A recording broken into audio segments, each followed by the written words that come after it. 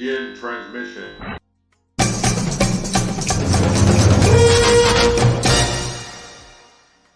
This program is intended for mature audiences. Parental discretion is advised.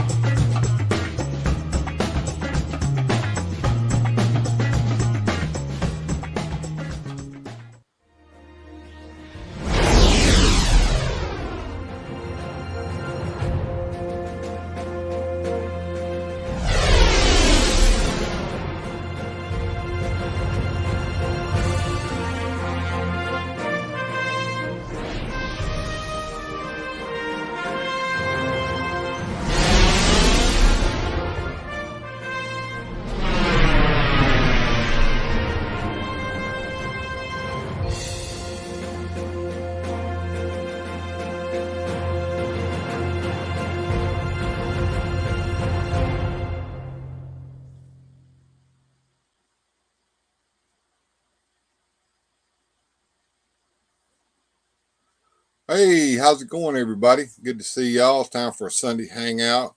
We got a little special going on today. Happy Halloween. Let's get my notes up here so that I can get the show started. If y'all shout me out, give me a good 5x5 if you see me and hear me clearly.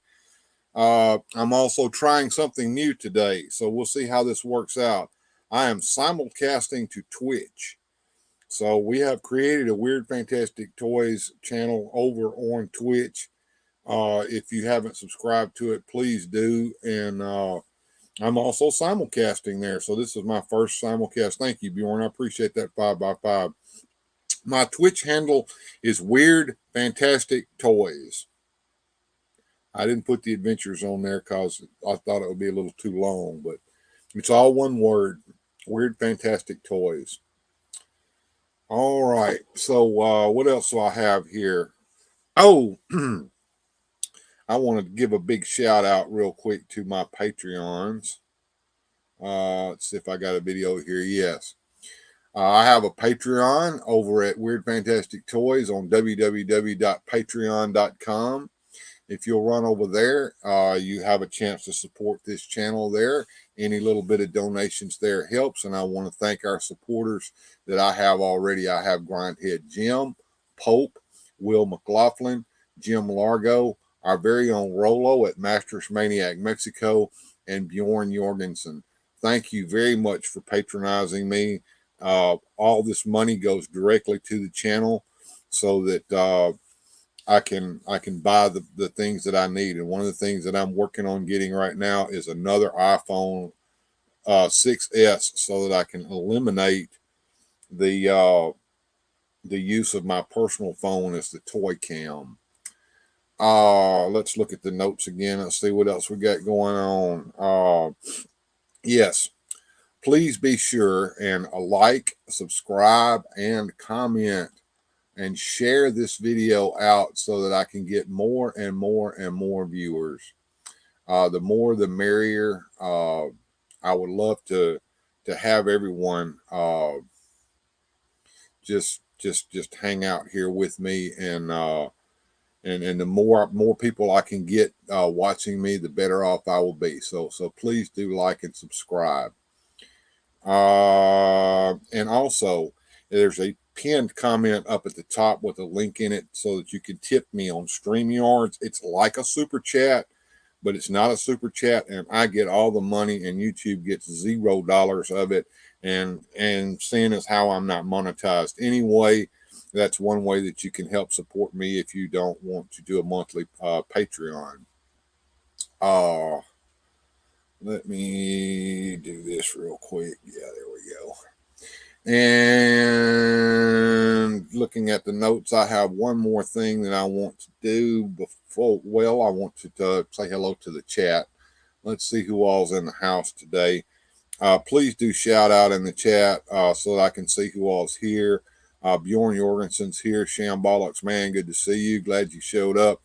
Jimmy Salzberg showed up. Thank you, Salzberg. And I want to shout you out, Salzberg. You gave me a tip last time I streamed, and I appreciate that, man.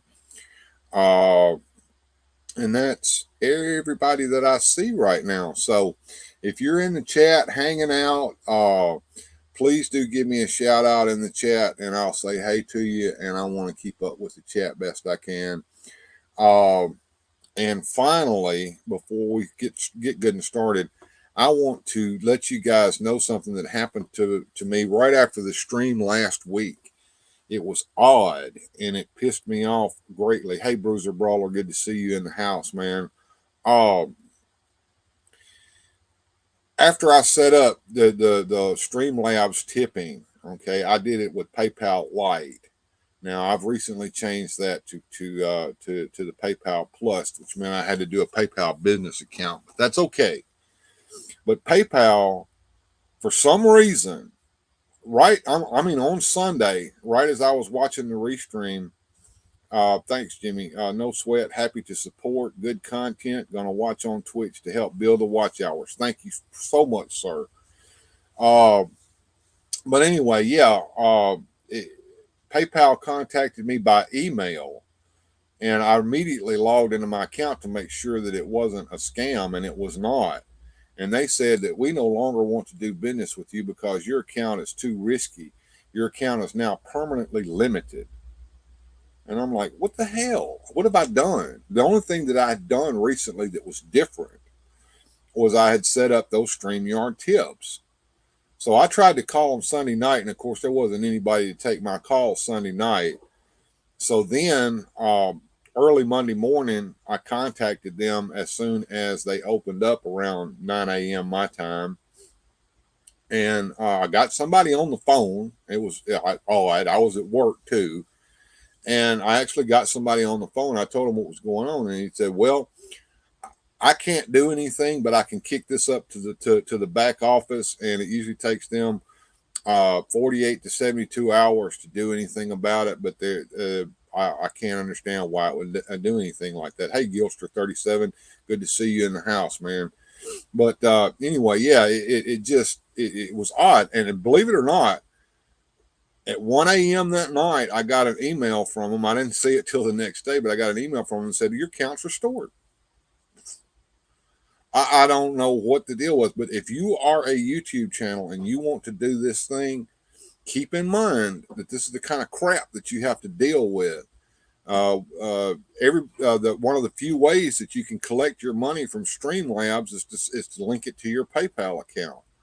So my suggestion is that do not use PayPal Lite. Use the PayPal Plus and set up a PayPal business account. It walks you all the way through the steps to do it, and collect your money that way. Because I think a lot of that has to do with Uncle Sam getting his share of the money too. You got to pay taxes. But I wanted to share that with you guys. It's just something that happened to me, and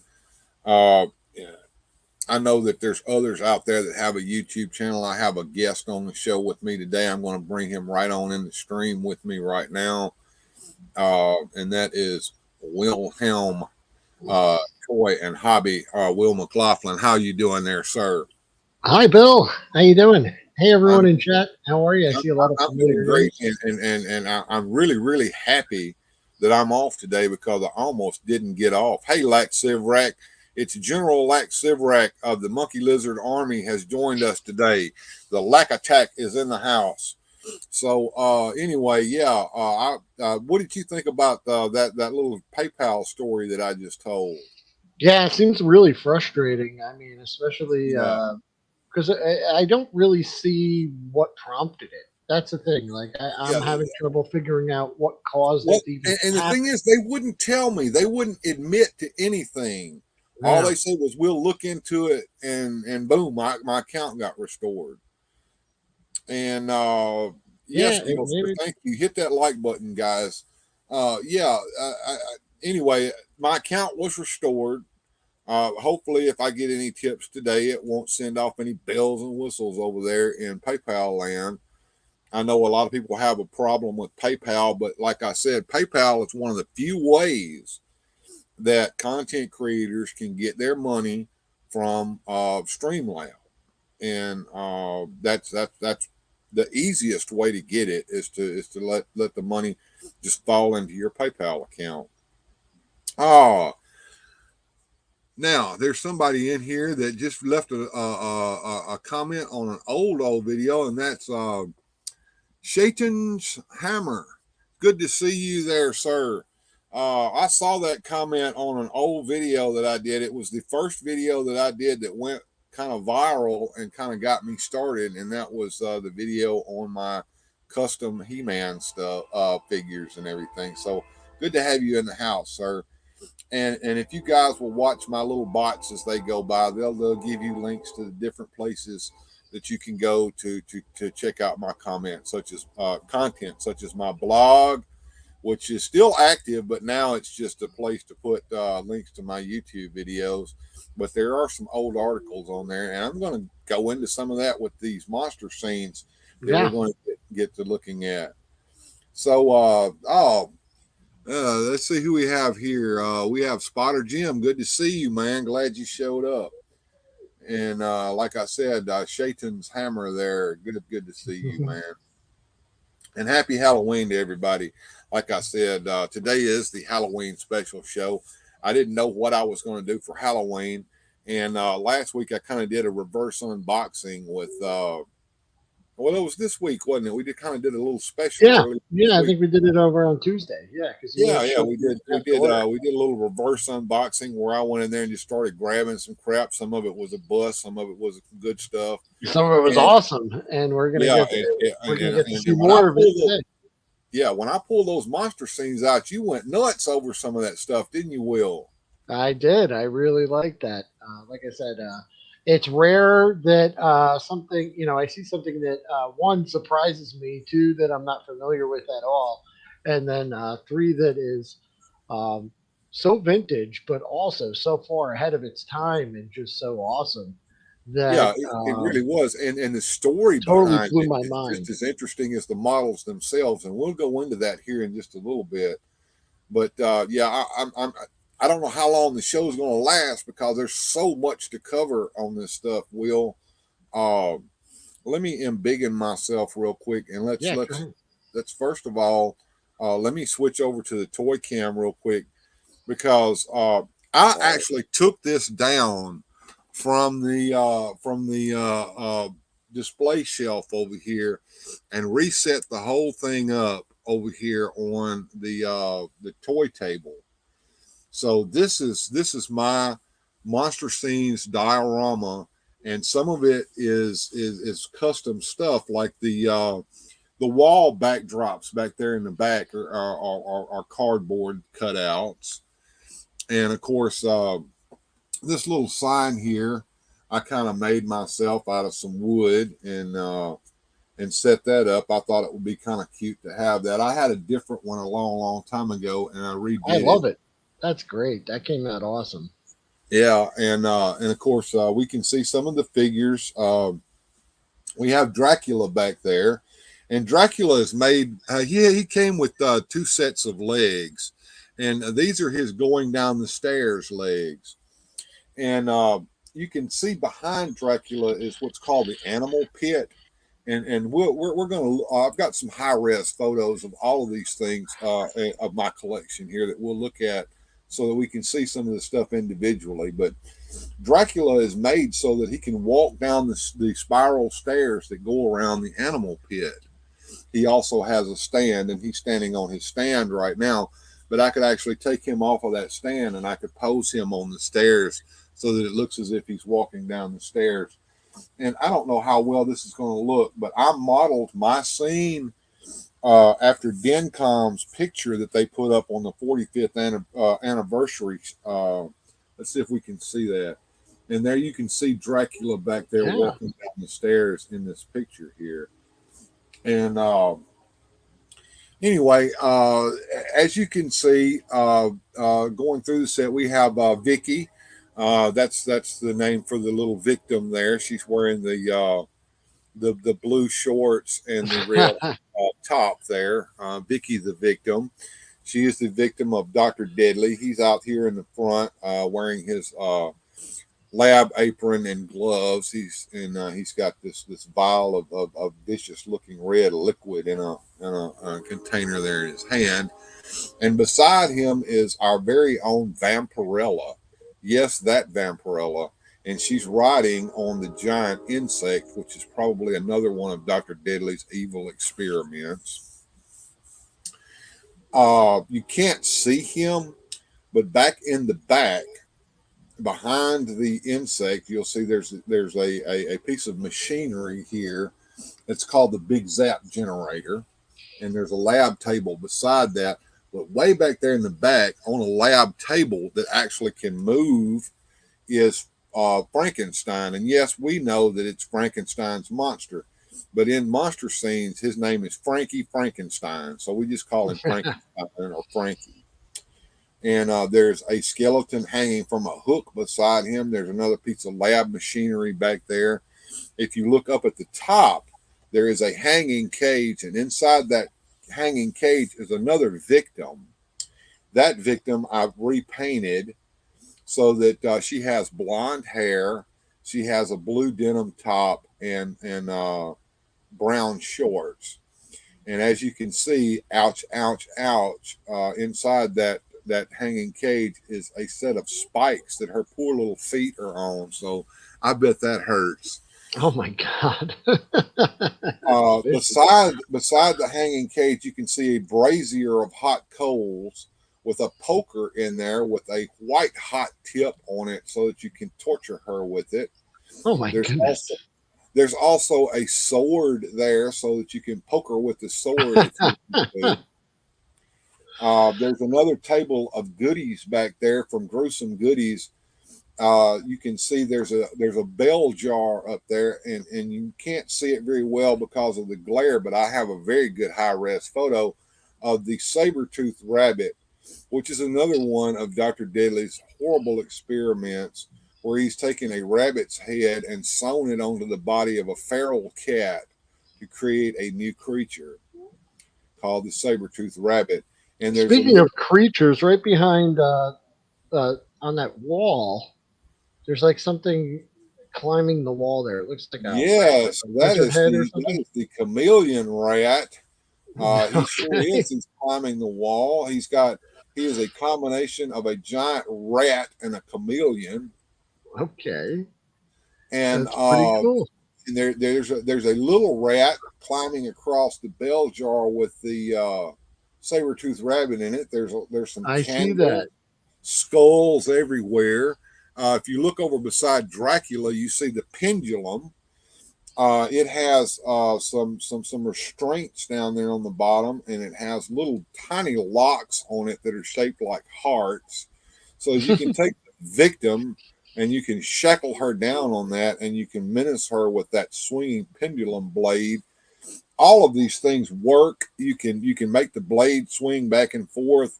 There are pulleys with little ropes on them so that you can move them up and down. Behind Dracula is the animal pit. Inside the animal pit is the animal, and the animal is called the dragon rat, and it is a combination dragon and rat. Like I said, I have more high-res pictures of that. Beside the animal pit is a set called the dungeon, and it has a grate with a piece of stick holding it open. It has a real chain and shackle, so you can shackle somebody to the wall if you want to. And in front of Vicky is a spiked coffin, concrete coffin that you can set her in if you want to. And you can't see it because Dr. Deadly's in the way, but there's a couple of giant rats crawling around. One of them is crawling across that coffin, and the other one is back behind the coffin. You can't see him. He's crawling around there inside the dungeon. And Bill, you said these were from the early 70s? 1971, as a matter of fact. Wow. And they were model kits, like plastic model kits that you had. They were model kits. And let me let me go into a little detail about what's going on here. 2001, 2021 was the 50th anniversary of these kits. These kits were put out by a man named Dennis Prince, reissued. He got the rights to monster scenes. He got the molds and everything. Dennis Prince Wow. did.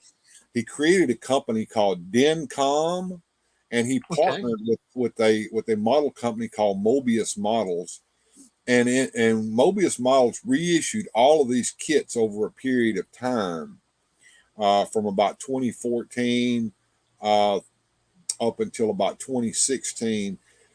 And he reissued all the model kits that were actually released by Aurora back in 1971. And after he did that, he released some of the kits that were never released under the monster scenes, but were made for monster scenes, such as Dracula and Dr. Jekyll and Mr. Hyde. And I've actually completed the Dracula model kit back there. And he had to partner with a different company to get those released. He partnered with Monarch to get those released. And there's a story behind that as well, which we'll get into later. And he culminated the whole thing with a release of two model kits that the tooling was made for, but they never ever got released, and they were lost. And that's the Dungeon and Animal Pit. And when those were released finally, and there's a long story about that, because first of all, Nabisco Cookies and Crackers, that Nabisco company, the one that makes the nabs that we love to eat and all those cookies that we like to eat so much. Nabisco is a conglomerate, and they bought Aurora models back in about 1970, because Aurora had gotten really famous issuing the famous monsters kits, which included Dracula, Frankenstein, Godzilla. I mean, you name it. They released a model kit of Invisible Man, and these were large model kits. And at the time, the famous monsters. Hey, Boba Hicks. The famous monster kit. Hey, Rolando Flores. Good to see you too. I didn't think I shouted you out, but I'm glad you showed up, man. But anyway, these model kits had gotten popular because the famous monsters had gotten, a bit of traction on Saturday afternoon television and whatnot, and kids were all about them. And so that Nabisco bought them out to get that good old money, if you know what I mean. And as a result of that, they also, at the same time, did not realize that these monster scenes were coming out. And monster scenes were kind of controversial at the time. And as we'll see later, that kind of caused the demise.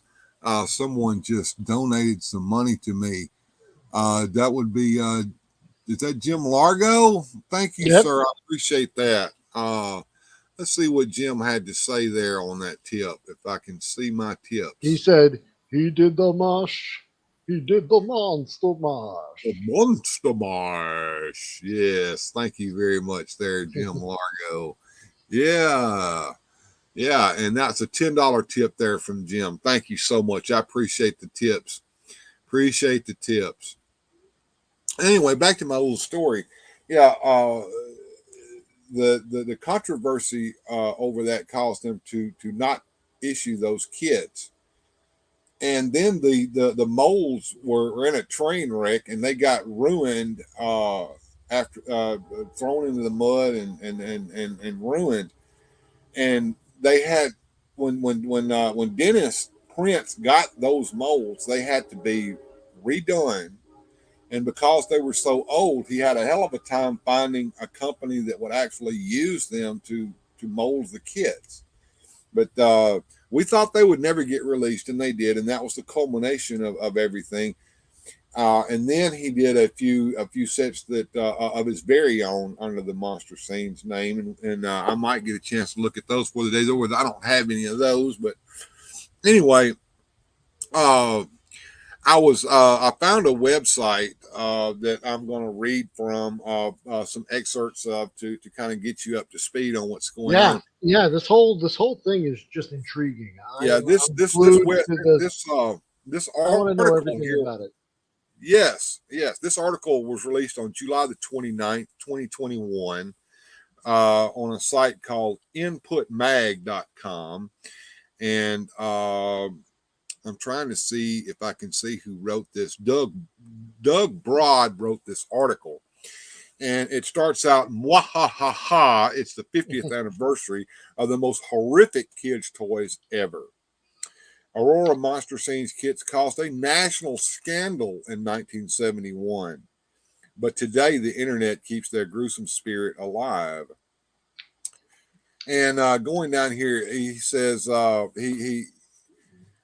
he says that these Monster Scene kits were from Aurora Plastics, first introduced in early 1971, and made such a scene that they spurred a nationwide controversy that became a very public black eye for one of the country's most recognizable brands.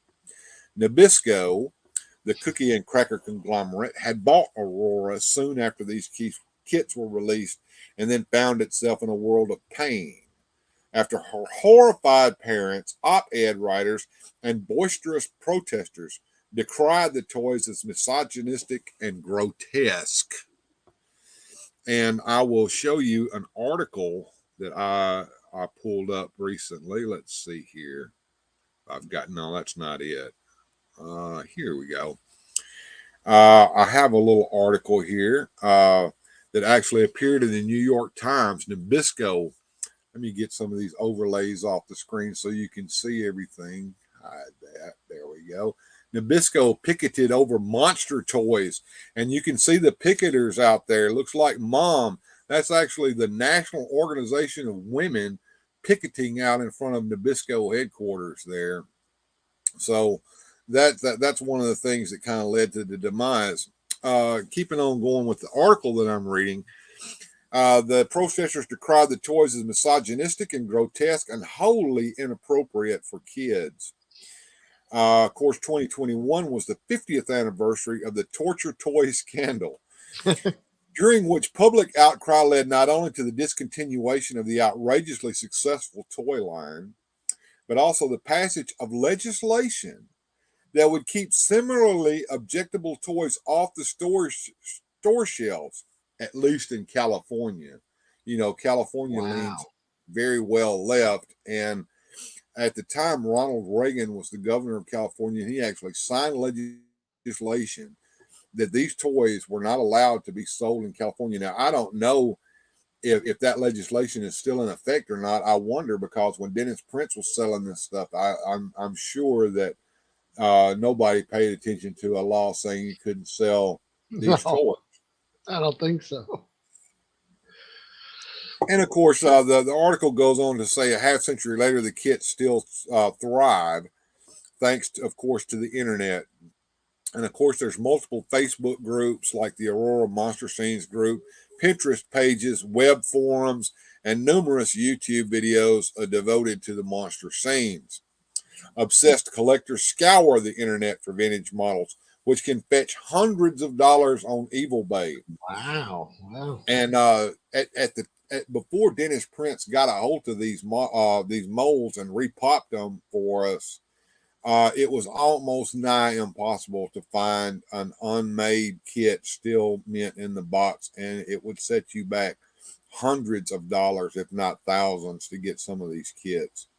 Were these like widely available? Like, were tons of these sold, or like, Yes, as a they were matter of hugely fact, there popular? were, but there was some problems. One of the things was big companies. I think Sears and Roebuck was one of them. Refused to carry them. Okay. Some of the major department stores wouldn't carry them, but there were lots of mom and pop hobby shops back in the day that didn't give a damn as long as you had the money, and these things flew off the shelves in those stores. They couldn't keep them in stock. So, and as a matter of fact, the line was very, very popular when it first came out with collectors, and it wasn't.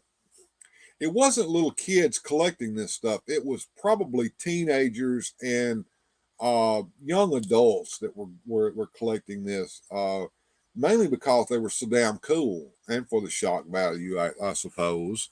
I mean, who and Vampirella? I mean, how the hell did they get the rights to do Vampirella? I don't know. I know I Dennis. don't know. It's We great. didn't think Vampirella was going to get repopped either. But Dennis Prince was able to partner with Dynamite Entertainment, who had the license for Vampirella at the time, to actually repop the Vampy kit. And even the repop kit is worth a lot of money on eBay. So So did they just do a limited run of the re-release, or can they still make them? It I was don't just a know if one they're time still thing. making them or not. I know that at one time you could go over to the Dencom website and order these directly from Dencom. I know that you can go on various model kit sites such as Cult TV Man and order these things, as well as there are just numerous people who are fans of this set that have created fan made kits that go right along with this. There's one guy that created Dr. Deadly's garden that had a big Audrey 2 type kind of plant, if you remember Audrey 2 from Yeah, sure. Horace. They look like a big old giant plant that would just eat you up in it, just stuff like this, and different figures to go along with it. But going along with the article here, they also post loving tributes while a cottage industry is developed around meticulously curated reissues and aftermarket accessories. The internet just opened up another aspect of it, says a contemporary model maker, Mark McGovern. And let me go ahead and see if I can share the screen that I'm looking at with you. Let me go over to OBS and see if I can share what Sure. I'm looking at here. Just wanted to say, Rolo, Masters Maniac Mexico. How's it going, buddy? Hey, Rolo, good Good to to have see you you in the there. house, And man. We're just Pope is saying, hey, Pope. feed me. Yeah. All right, let's see if I can find where I put that. No. Yes, here we go. All right, so this is one of the YouTube channels that's devoted to monster scenes, and as you can see, what we're looking at there on their thumbnail is a picture of the animal pit and dungeon boxes. So, and moving right Are along, Rob. yours originals? No, No. the monster scene, excuse me, the animal pit and dungeon were never actually released by Aurora, but Mobius models in conjunction with Dencom actually put those out. And like I said, the molds had to be redone because well, they had to be restored because they were in bad shape because they were involved in a train wreck. They had fallen into the mud and gotten rusty, and they also were made with I, some metal that many plastics companies just refuse to work with. Is So that right?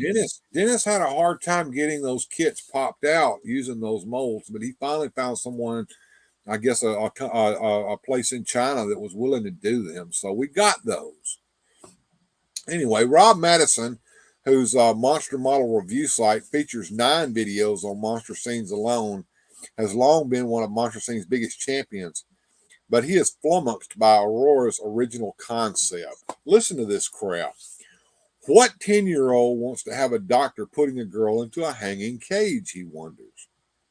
There were a bunch of adult men sitting around thinking, and this is what they came up with? Rated X. Yes, the boxes said rated X, and in small print underneath it, it said for excitement. But mom only saw rated X and steered her children directly away from these toys. But anyway, he goes into a little bit of history here, which I'll go ahead and read. Uh, in the late 1950s, a perfect storm of horribleness began to form. A syndication package of Universal monster movies started running in heavy TV rotation. Did I just get another tip? I think I did. No, that's some money from Jim Salzberg from last week that just became available to me. I can now get my money directly. I don't have to wait 21 days. That's interesting. Anyway, back to what I was reading here. Rated X.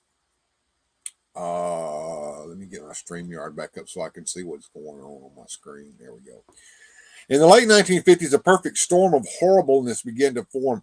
A syndication package of Universal monster movies started running on heavy TV rotation. The UK horror studio Hammer was packing thrill seekers into theaters with movies like The Curse of Frankenstein and Horror of Dracula.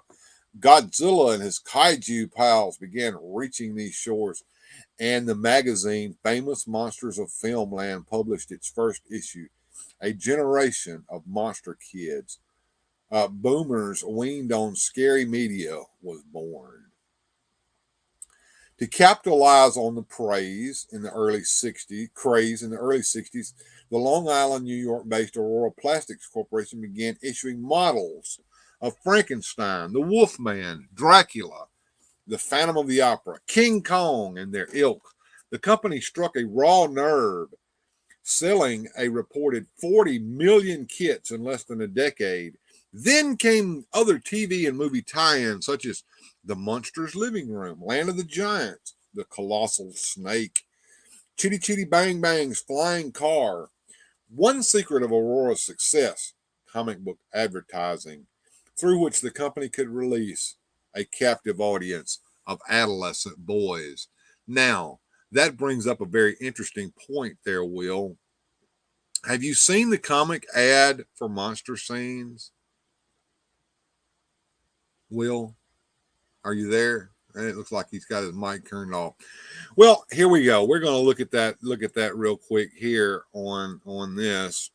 Let me get that up. Here it is. This is the comic book ad that was released at Comic Books. And what have we here? The Weird World of Aurora. To put together your own scary scenes with Aurora's fantastic Monster Scenes custom builder kits. We have Dr. Deadly in his gruesome goodies laboratory here saying we need a girl victim for experiments. And Vampirella says, no problem, Doctor. You there, Will? You back with me, bruh? Yeah, I'm back. This is the best part. I'm sorry. Yeah, have you seen this comic ad, man? Have you seen this? Awesome. No problem, says Frankenstein, and he chuckles. Okay, and then we have this next scene here, and let me pull this up right quick. Keep her quiet, says the doctor. Help, help, says the victim, and listen to what Vampirella says here. Don't worry, this is New York. No one can help her. Do you know what that's a reference to? No, what is that a reference? That is the case of Kitty Genovese. Look that up sometime. The case of Kitty Genovese. She was raped and murdered in New York, and her neighbors were within earshot. Some of them even watched this happen, and they did absolutely nothing about it. They didn't call the cops. They didn't try to help her, and they didn't tell anybody about it. And this is a veiled reference to that. So whoever did this, I don't know if they were getting jollies out of this or not. Now let's take a look there at Vampy. Vampy's sporting a camel toe in this ad. Do you see that? I can't. This is awful. This is awful. And of course, going back to the big picture here, Dr. Deadly's going to turn the victim into a fly. Oh my God. This is so horrible. It even scares a Vampirella like me. And you see her with the pendulum and the hanging cage. And then you see this little boy that looks like he's gleefully tearing the victim apart over here with his toys. So this thing was in comic books. I think this particular ad was in DC Comics. Might have been an issue of Supergirl. So and then of course not too long ago, a while back, I did my own take on this whole ad where I redid the whole ad using my Monster Scenes models. Oh, nice, nice. That's So, fantastic. Look at that. but going back to the article that I was reading. Let me see if I can pull that back up. I think that's here. Yes. All right. So I'm gonna go back to read. Just reading through this article is just amazing. Okay. So, after years of wear and tear, the molds that were used to make the classic kits began deteriorating, and research showed that kids craved more accessories and enhanced gameplay. Aurora listened and came up with kits that were smaller but wider, that is, more playable.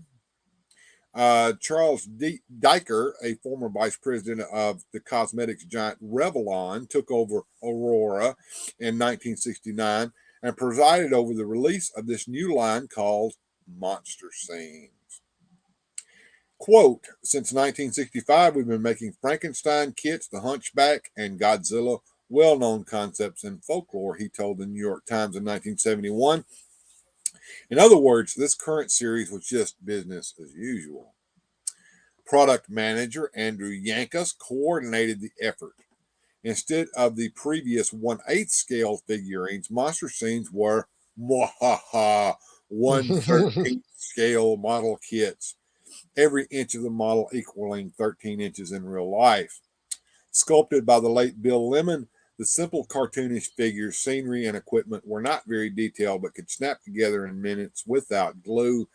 Some even came with multiple appendages that afforded different poses and added playability. As you were saying earlier, a little Yeah. bit ahead of its time. I mean, we're now getting action figures with multiple arms and legs and heads. This was all done before in 1971 with the Monster Scenes kits. What do you think about that, Will? I think they were way ahead of their time, even just as far as the detail goes. Now, the fact that they were monster kits because action figures really hadn't been invented yet. These are like most of the dolls. Proto They were, action figures. Yeah, you yeah, build these are them, like paint them proto action yourself, figures. Sure. and they had limited posability and the ability to change out limbs. Like for instance, the victim came with a set of running legs and a set of standing legs. And if Hmm. you put the running legs on the victim and you put the carry hands on Frankenstein, Frankenstein could carry the victim in his arms. Ah, see, I mean that's The same thing with Dr. Deadly. He came with a set of rolled up sleeves without the gloves on, and he came with a set of arms that could grab the victim and hold her. It was just interesting, that they included all these different things. Even Dracula came with two sets of legs. He came with his going down the stairs legs, and he came with a set of wide stance standing legs. But back to our article here. Quote, monster scenes were almost an evolution, Yanka said in an interview for a 2010 documentary, The Aurora Monsters, the model craze that gripped the world. The only way to go from the original monster kit line. And here we have some box art. Mix them and match them. Monster scenes. Get all 8 rated X for excitement. oh my god. Dr. Deadly there. Look at the Yeah. art. These are the art on these. There's the pendulum. We have Dr. Deadly there in the gruesome goodies lab with the saber-toothed rabbit going on. We have the pain parlor, which includes that operating table, the skeleton hanging from a piece of lab equipment there, and of course a diorama bottom came with that. Look, there's Vampirella. The artwork on all of these looks amazing. I mean, It just is, is so well and done. some of it was reproduced in various ways on the Dencom re-release repops that he did.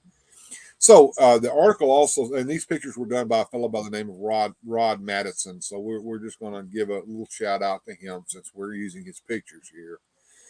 8 Monster Scenes kits were introduced in February of 1971. 4 were figurines: Dr. Deadly, Frankenstein, a female victim, and Vampirella, the star of her own comic from Warren Publishing, the home of famous monsters.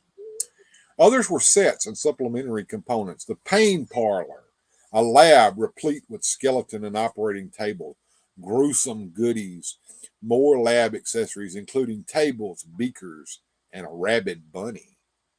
That's great. The pendulum and the hanging cage. Since all the parts came unpainted, the victim and Vampirella originally appeared flesh colored, which to some eyes read naked. Each kit contained a comic booklet and instructions illustrated by none other than the stalwart Neil Adams. Ah, very cool. The figurines retailed for about $1.30 Wow. back then. Is that And right? yeah, the scenes were less than $2 a box. So Wow. now back in those days, that was a lot of Sure. money. But just think about that. How a kid could go mow a few lawns and go buy a model kit. To promote the line, Aurora naturally turned to comic books. At the time, Bill Silverstein, a partner in an advertising firm with TV comedy stars Don Adams and Bill Dano, called ADS, led the company's promotional efforts. He introduced the characters via a full-page strip, which we just looked at, that ran in such books as DC's Beyond the Unknown. The art was originally drawn by comics legend Wally Wood, whose eerily rendered panels were redone and brightened by an unknown cartoonist for the published version. One panel depicted Frankenstein's monster manhandling the victim as she screamed, "Help, help," while Vampirella reassured Dr. Deadly, "Don't worry, this is New York. No one will help her." Though this reference likely went over the heads of most kids, their parents, had they been reviewing what their children were reading, would no doubt have noticed the gobsmackingly tasteless allusion to Kitty Genovese, a young bartender whose 1964 murder in New York City was witnessed by dozens who absolutely did nothing to help.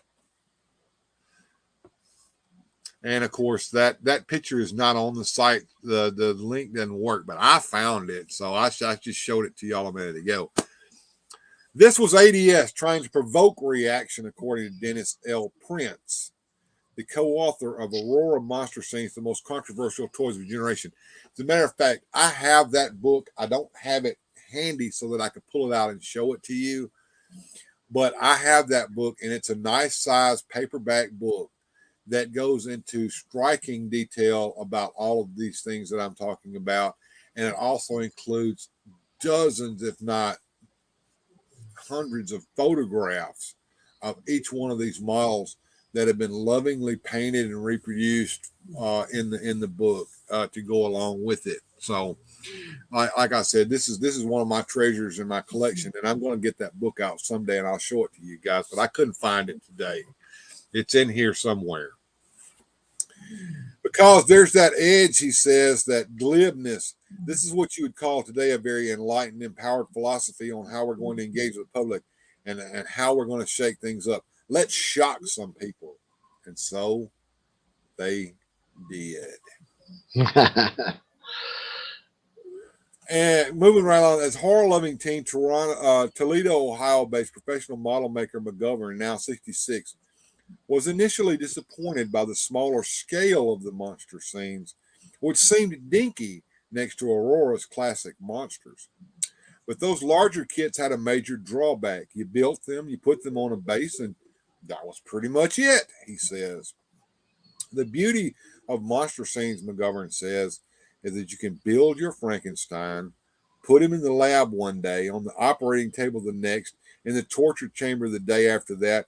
There was plenty of play value, he said. It horrifies me today because when I finish building a model, I don't want anybody handling it. But back then it was a different story. And he's right. I mean, I kind of cringe sometimes when people want to touch my stuff, especially these delicate models. But yeah, you can do different things with them. You can change their limbs out. And I actually painted the limbs on my kit so that I could change out the limbs. But I've gotten to the point now to where I really don't want to mess with them. Sure. Yeah, Sure. you just don't. Now, Prince says he started collecting the kits as an 8-year-old in 1971. And at the time of this article's writing, he was 58 in Sacramento, California, and saw them as a way to tame his fear of monsters while satisfying his penchant for model making. I never made the connection between sexuality and torture. Most others certainly did, though, and they were horrified by it. Sick toys. In the year 1971, convulsed with violence in the streets and the news and the culture, Charles Manson and his followers were convicted in March of murder and sentenced to life. The Attica prison riot in September had claimed 43 lives, and grisly battle footage from Vietnam aired on TV news nearly every night.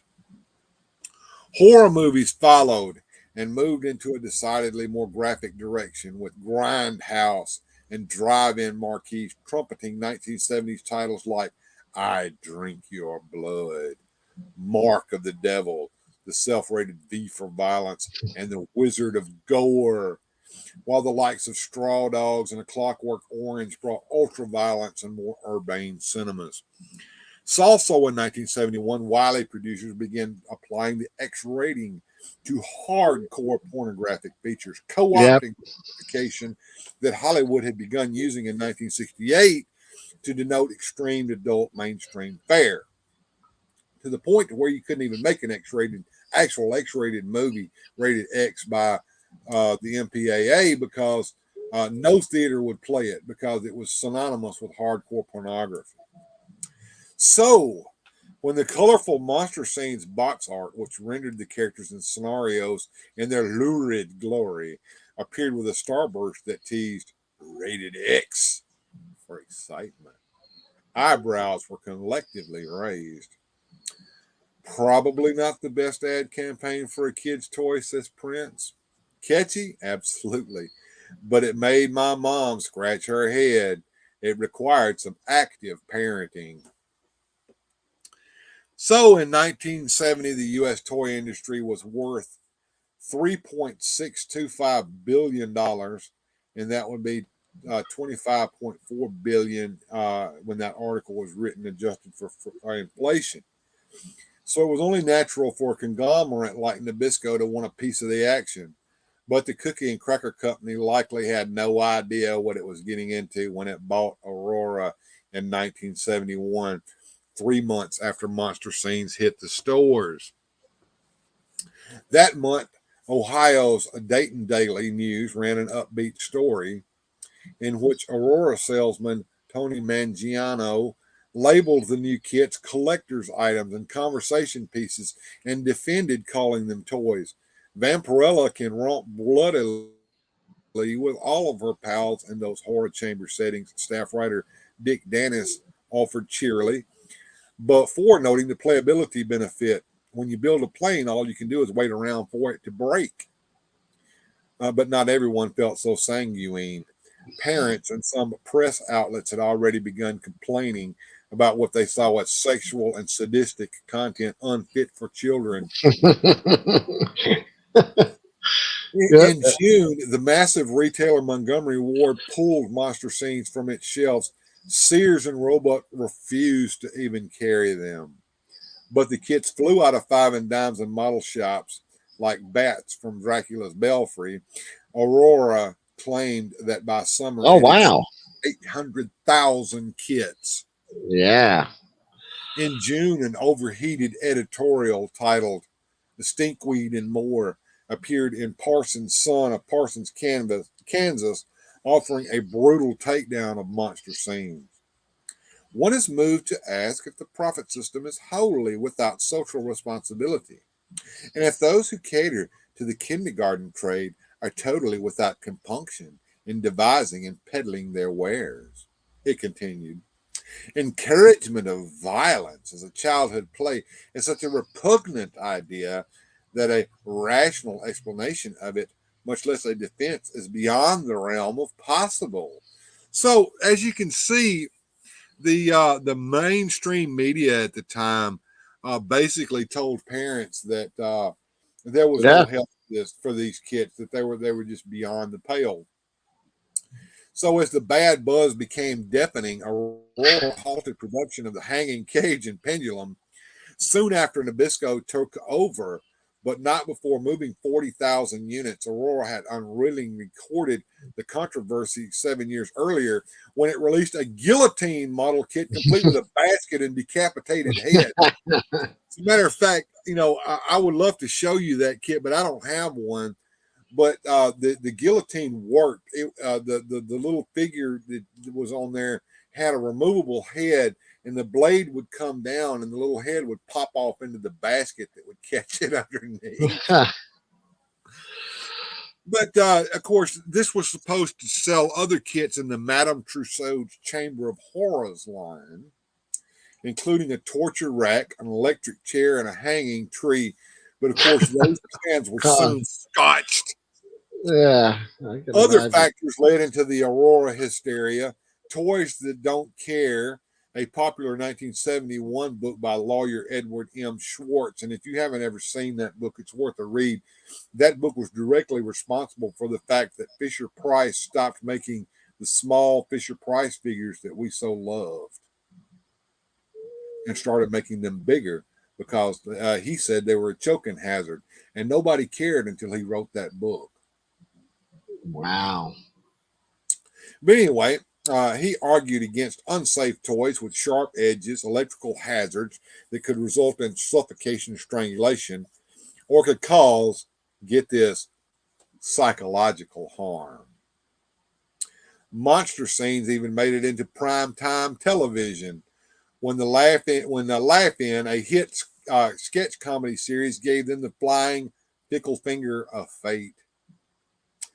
Dishonor usually reserved for such objects of derision as the KKK, telecoms, and of course the Pentagon. And there's our article. Nabisco picketed over the monster toys.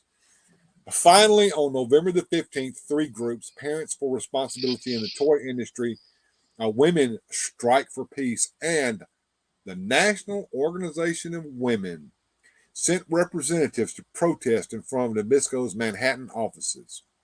One picketer dressed as a hangman, while others carried signs with slogans like "Sick toys for children make a sick society."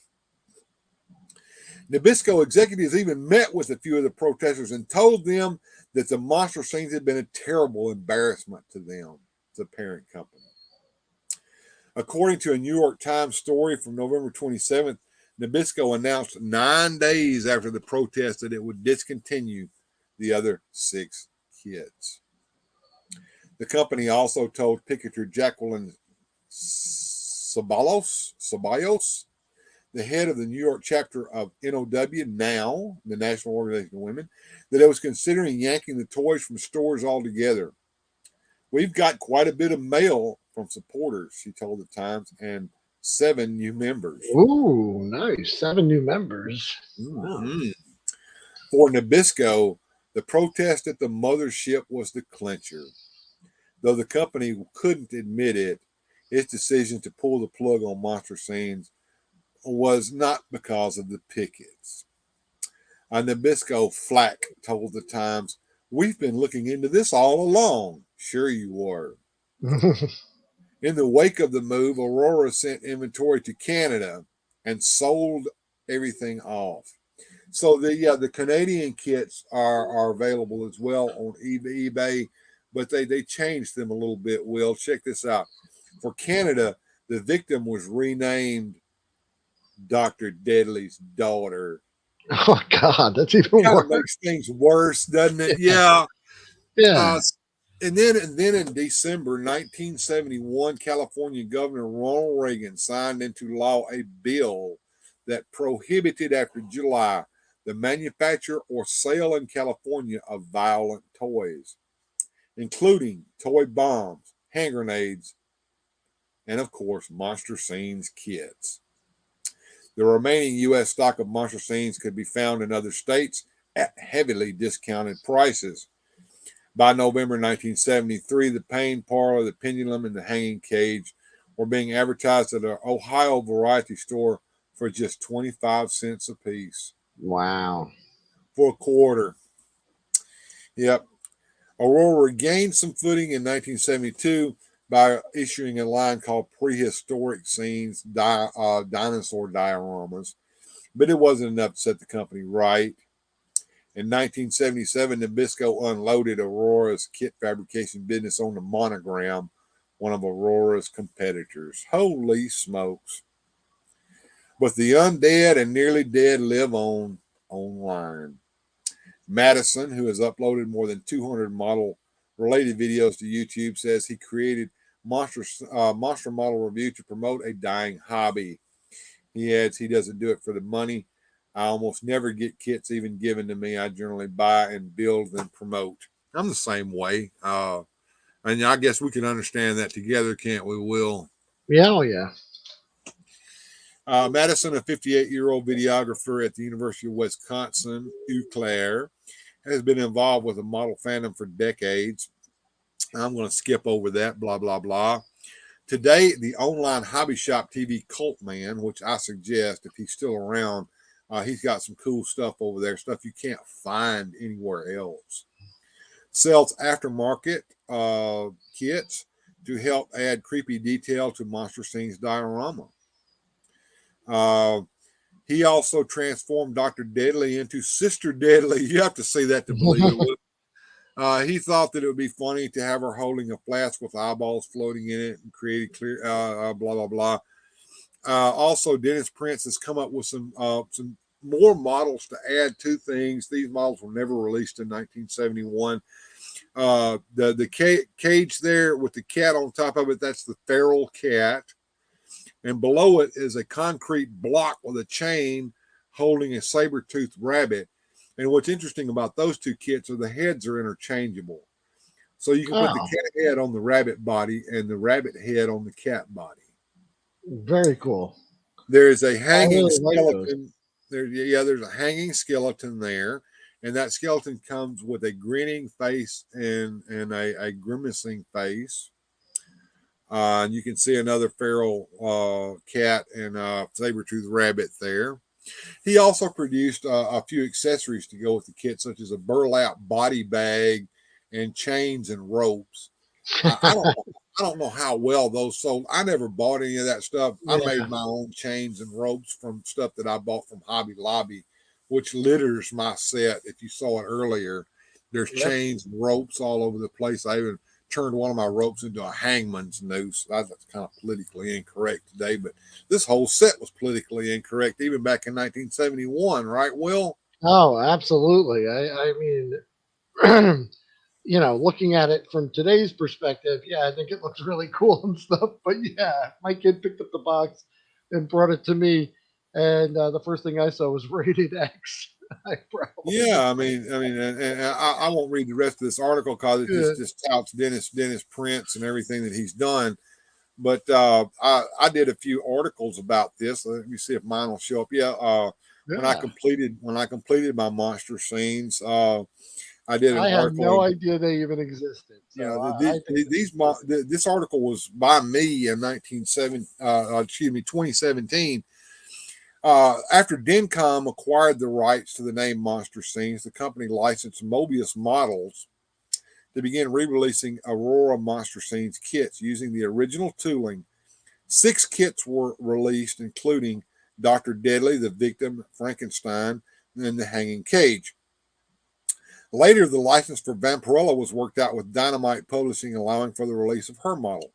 However, without the tooling for Dracula and Jekyll and Hyde, it seemed there was nothing else left to release. Dencom announced that they had acquired the original tooling for the unreleased kits of the Dungeon and Animal Pit. While work began on them, a few new kits for the line, such as the Skeleton, the Feral Cat, and Saber-Tooth Rabbit, were released. Meanwhile, Monarch Models quietly released Dracula and Jekyll Hyde as a set before going out of business almost immediately. Really? No manufacturers could be found that were willing to work with the original molds, so it took nearly 5 years after being announced for the kits to finally be released. And now with the release of these so-called lost kits, the line is finally complete.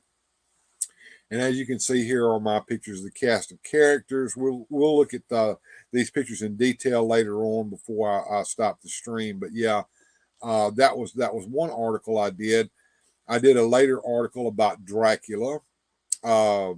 Dracula joined the Monster Scenes models today. When Aurora canceled Monster Scenes line back in the early 70s, the Dracula kit was ready for release along with the Dr. and Jekyll and Mr. Hyde and the giant insect kits. Which was later released in Canada, but not in the U.S. So the giant insect was never released in the United States, but it was released in Canada. And it said they were limited to 1,000 sets. Okay, so all of these were just a limited time run. Yes, very much so. Dencom through Moby Smiles had already released the giant insect, but not the other two models as they didn't have the molds. Monarch models released the kits in November 2015, but regrettably, Monarch went out of business in 2016, making this set its last release limited to only 1,000 sets. The kits were never offered to hobby shops or distributors. Now, I'm going to take this off the screen for just a second and pull me up for a second, the toy cam, because I want you guys to see something real quick. I have one of those 1,000 sets. It was released by Monarch. Ah, beautiful. And yeah, the artwork here on the box of Dracula and Jekyll Hyde is the artwork that would have been used had they actually completed the sets and released them back in the day.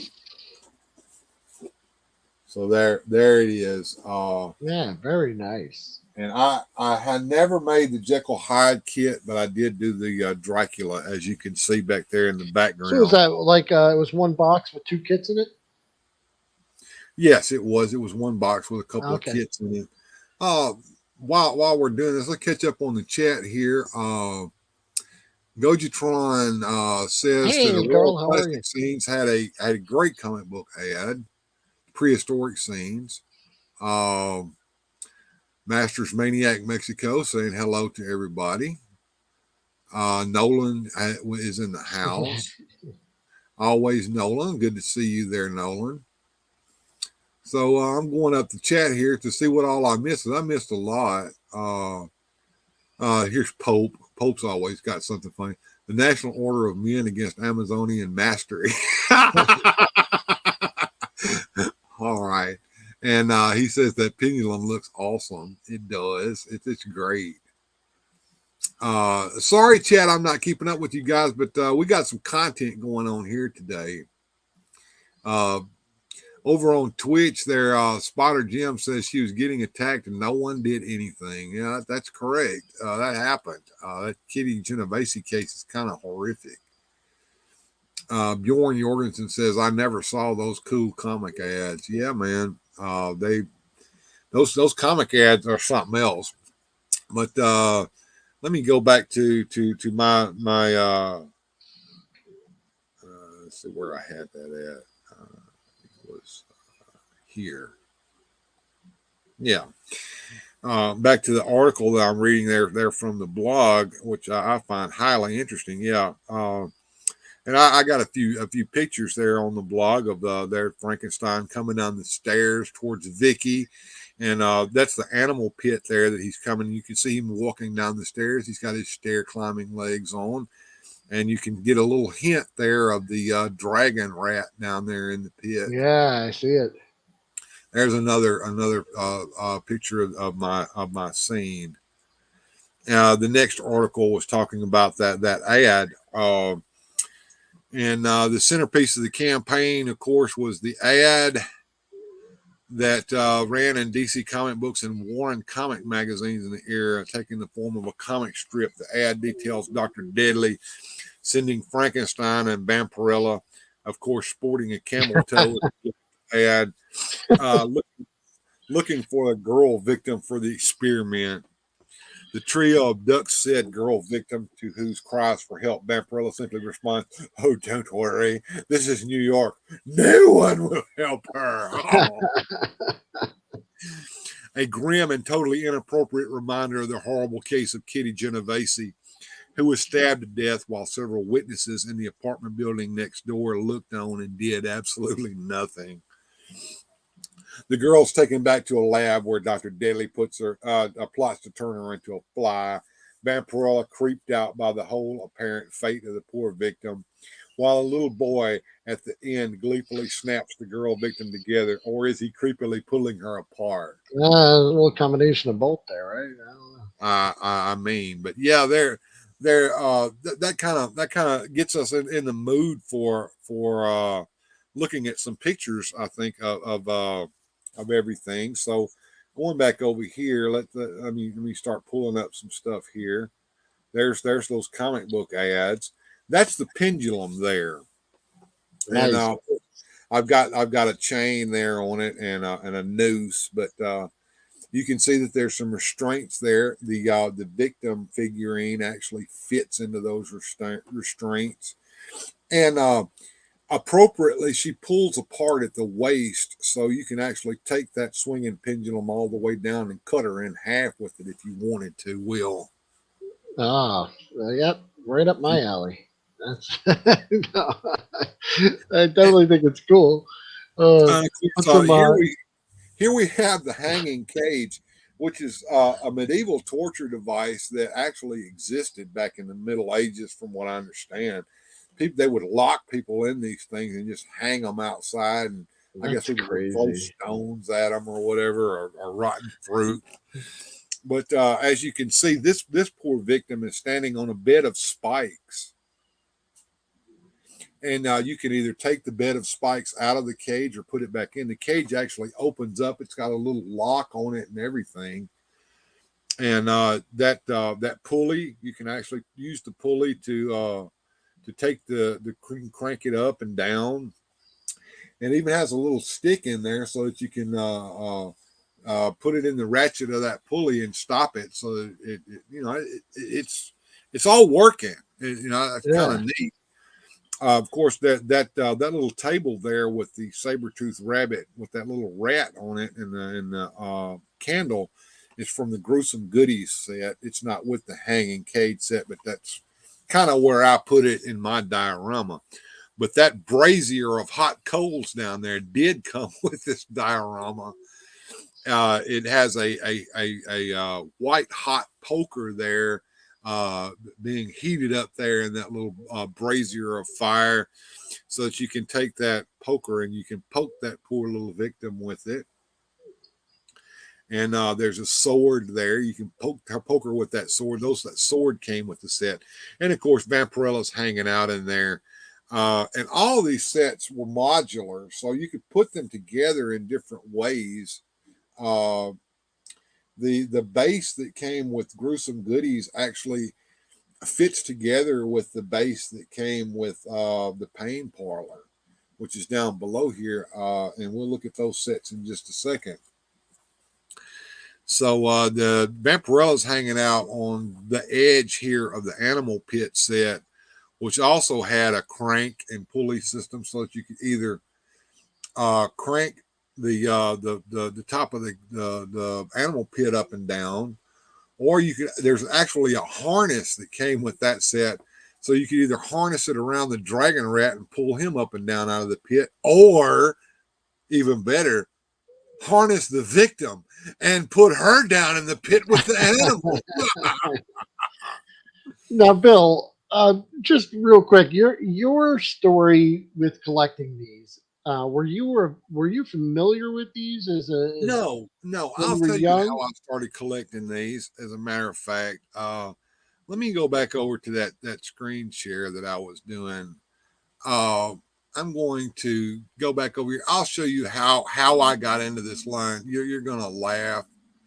Let me get over here and see if I can find that article.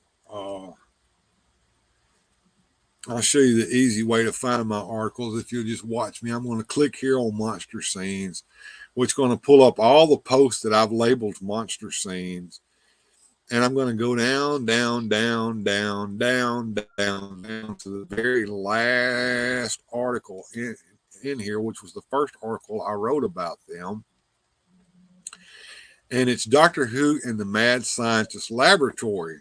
Well, And okay. at the time, this was in May 15th of 2016. At the time, I was collecting character options Doctor Who figures, and I wanted some lab equipment for the third Doctor to have because he needed some lab equipment. Well, guess what?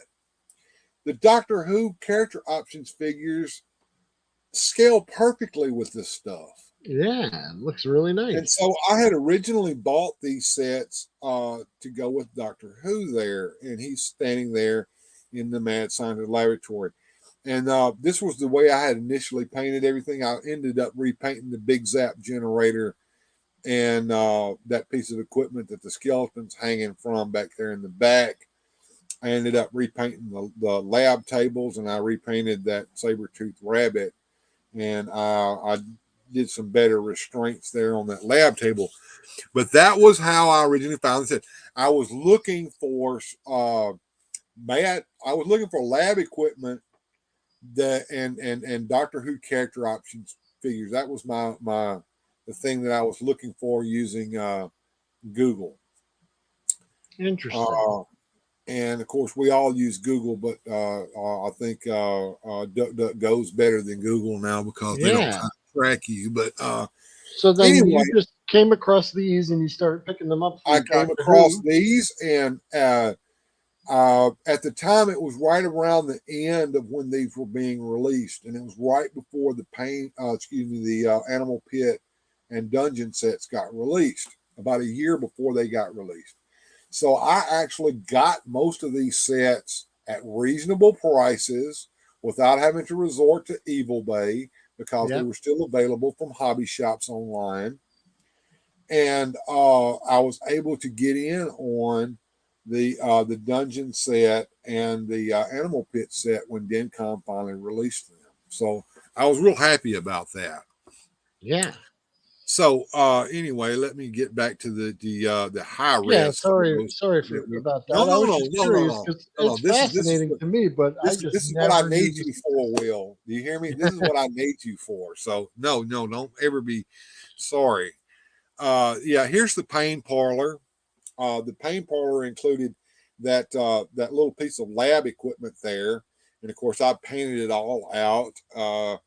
It's got dials and knobs and all sorts of switches and stuff on it, and it even includes that hook to hang that skeleton from. The skeleton came Yeah, with I it, love it. That's and it great. has a lab table. And the lab table you can crank it around so that it sits horizontal or vertical like that. And of course, there's Frankenstein on the lab table. I put him on the lab table.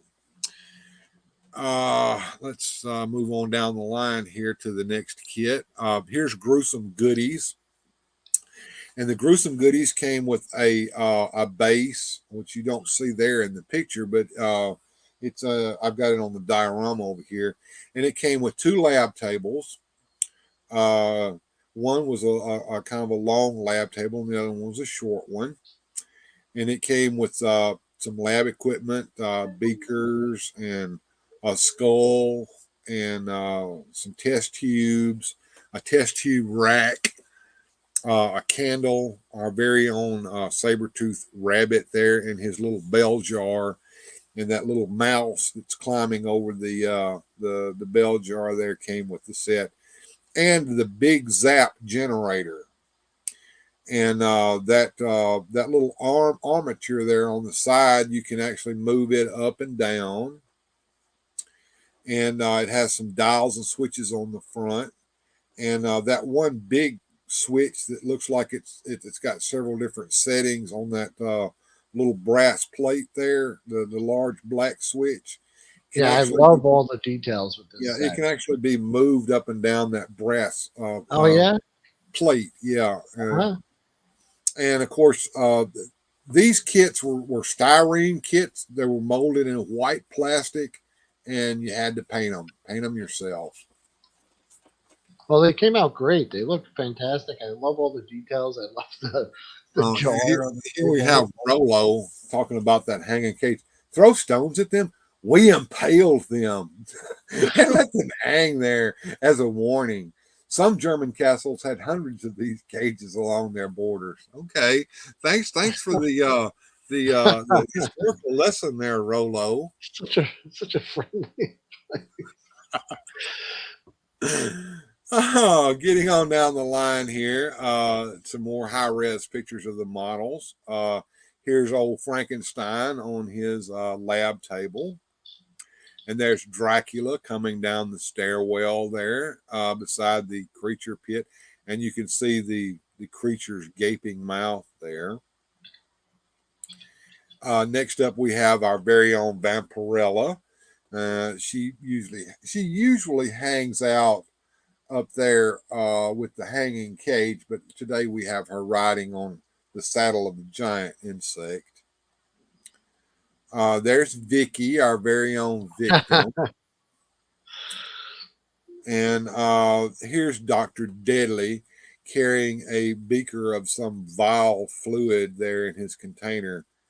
And beside him on the wall, you can see the chameleon. Yeah. Yep. Oh my God, these things are just awesome.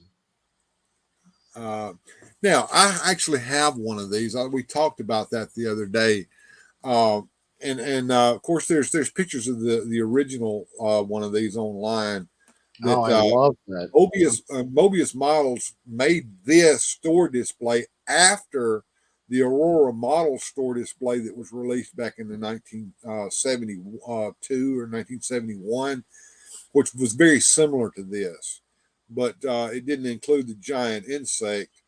I think it included just a few pieces of equipment, maybe the hanging cage and a couple of the lab tables from Gruesome Goodies.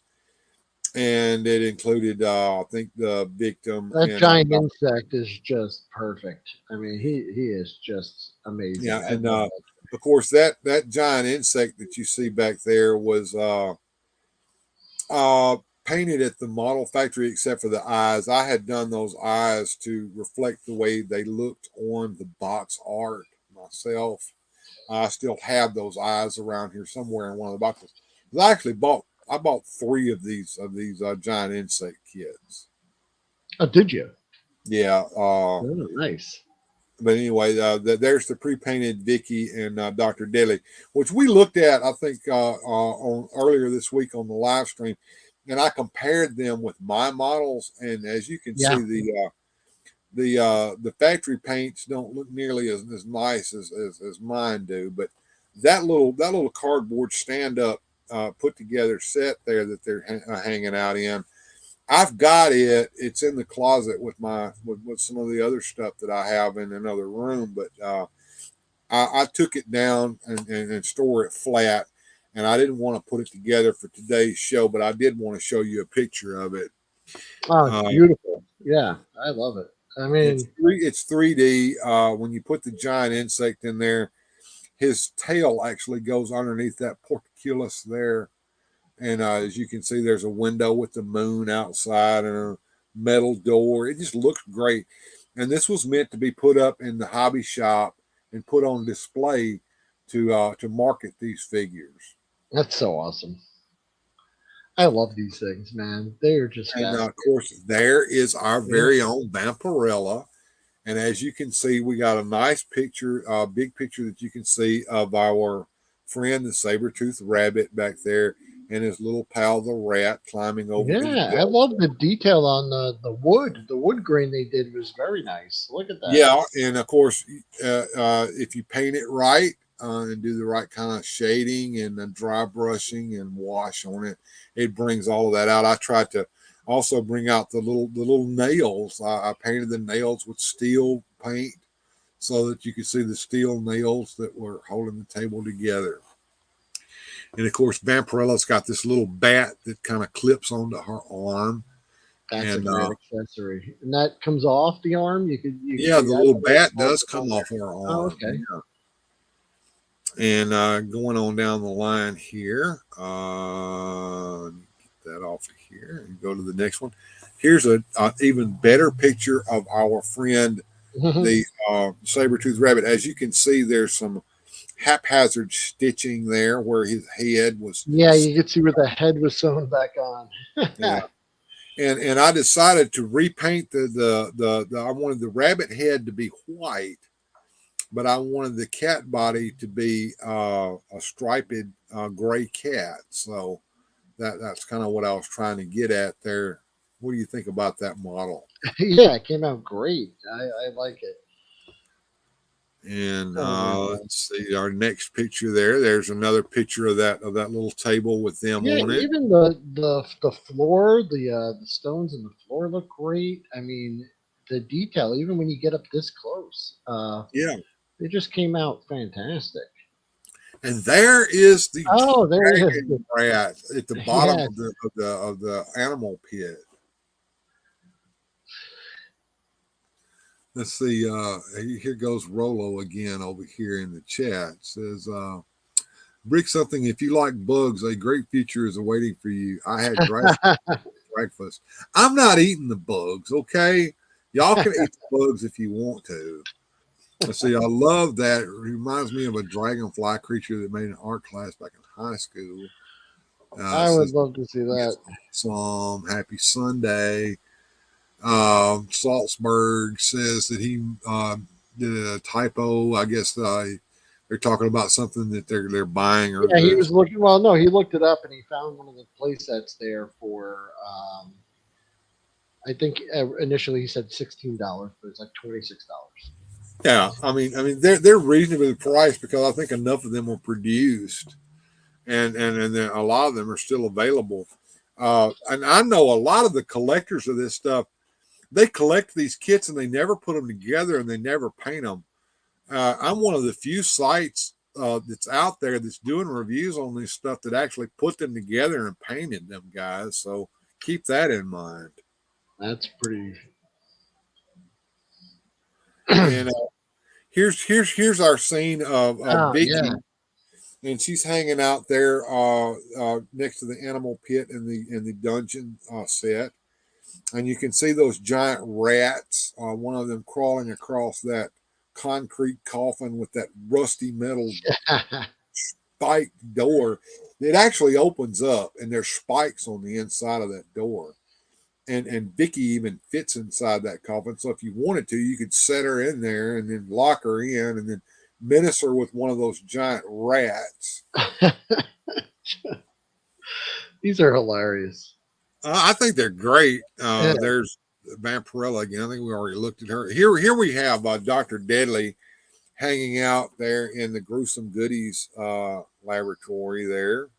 that lab bench though is just great for so many things. Yeah, and there's a little shelf back there that's built into the backstop of that lab set. How tall are those figures? Are the yeah, they're they're figures. they're 1/13 scale, which Yeah. means that they're about 5.5 inches tall. They're Oh, about good. five So, and a half yeah, a inches. lot of those accessories would be compatible with a lot of And like I said, if you're a fan of character options, Doctor Who figures, I think I have something that'll be quite appropriate. This is a Robot Man figure from one of the Doctor Who original Doctor Who television shows, Doctor Who and the Daleks. I'll set him here beside Dr. Deadly and go to the toy cam and let you guys see that. So there you have a character options figure. That's a Robot Man from Doctor Who and the Daleks, which was made in 1964, if I'm not mistaken. And he's standing beside Dr. Deadly, and you can see they scale up pretty good. yeah, for sure.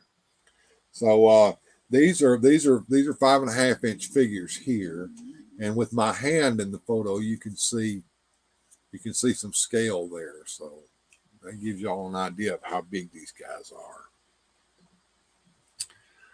So there's my set all put together that we looked at. Thoughts, Will? Yeah, I think it's a wonderful set, especially the way you put them together and have them displayed and totally appropriate for today. And once again, I like to be surprised, and these really did surprise me. The history of them, the detail, and just how far ahead of their time they were before action figures were really, a thing. You know, that Let these me address Jimmy Salzberg here. He says they're superpower scale. They're actually a little taller than superpowers figures. You know, superpowers are like 1/16 scale. I believe it's the scale on superpowers, whereas these are 1/13 scale. So it's a it's close, but the accessories I think would line up. You know, maybe the body proportions wouldn't be exact, but you know, talking rats, says Rolo, with a little lemon and chili. They just what taste the like hell? chicken. I'm on Rolo. Great stuff, says Jimmy Salzberg. And of course, Rolo's all happy that I'm wearing my swag here. Yeah, but the way you have them displayed, the way you painted them, and how you combine the play sets, you know, to make that one big display is just great. You know, you added the sign with the secret laboratory. You know, I mean, the fact that she rides that giant, I just can't get over that. You know, like the fact Yeah, that she rides that giant that's cool. insect. They built that. They built that little piece on the neck, the saddle is what we call it. But they built that, and they gave her a set of legs that would go across that saddle on purpose so she could ride that thing. Yeah, I think that's fantastic. When Plus your all the argument winches says, work with the you know, the ability to raise and lower everything with the rope and the pulleys, just so cool. Jim Largo says, "Come up to the lab and see what's on the slab." And totally appropriate for yeah, the Yeah. day before Halloween. So yeah, But fantastic. I do want to say that the way that I have the setup here with the multiple floors and having the hanging cage be the top floor above the dungeon set and putting the pain parlor together on the side, there is actually not my idea entirely. Once again, for the 45th anniversary, Dencom put this picture here on their Facebook site. And when I saw that picture, I knew I had to recreate that myself. Mhm. So, Brick's getting on a plane. Have a great flight, man. oh yeah, be careful. Anyway, so there we have that. And Chad, if you have any questions about the set, you want me to display anything, just let me know. And Will, just give me your thoughts. Just go for it, man. Just Yeah, talk me up the storm here. like I said, when you brought them up, you know, earlier in the week, man, just blew me away. Because So I'm you had like, never heard of these? not at all, not in the least. I had no idea these even existed. You know, I think, See, when I found them back in 2016, I think it was when I was looking for lab equipment for Dr. Who, I had never heard of them either. But I fell in love with them to the point where I had to get everything I could get my hands on at the time. yeah, I mean, you probably have some of the coolest things. Even Jim Largo there mentioning the Rat Fink style hot rods. Uh, I think you brought those out one time, right? And Oh yeah, well, what he's talking about,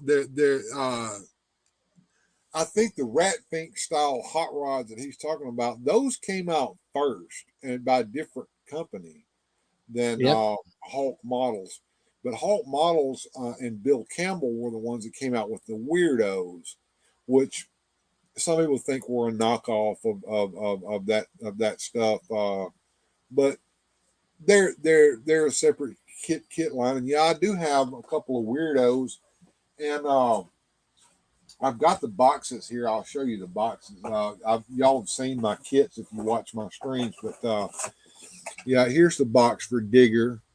He's the mm-hmm. way out dragster. That's the picture on the box art of the model. And then, of course, I also have Huey's Hut Rod, which there's a lot of things going on with Huey. See, he's riding in an outhouse. And as you can see, it's got a plunger on the side. Yeah, His what's that jug on the front say? Let's, Pluto water. It says okay. Pluto. Do you know what Pluto water is, Will?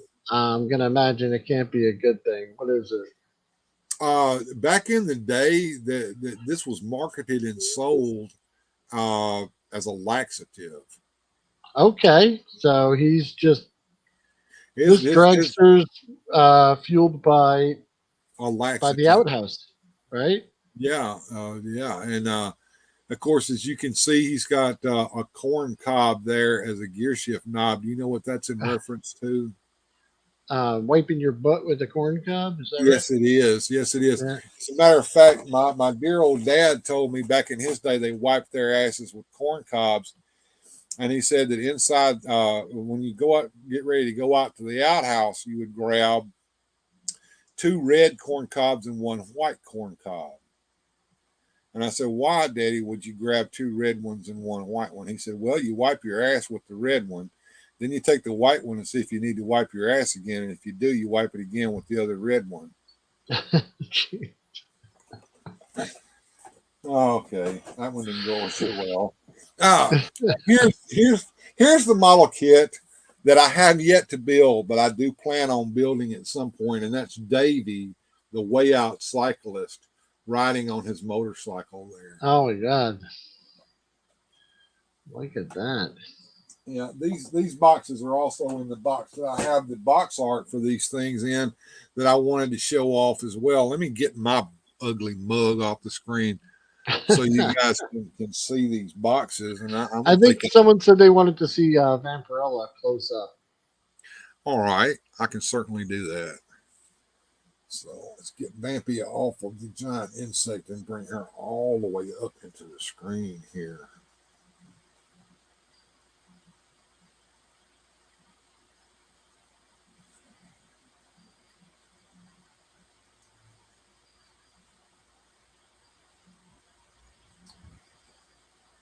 And like I said, they have limited articulation. I mean, the arms can move a little bit.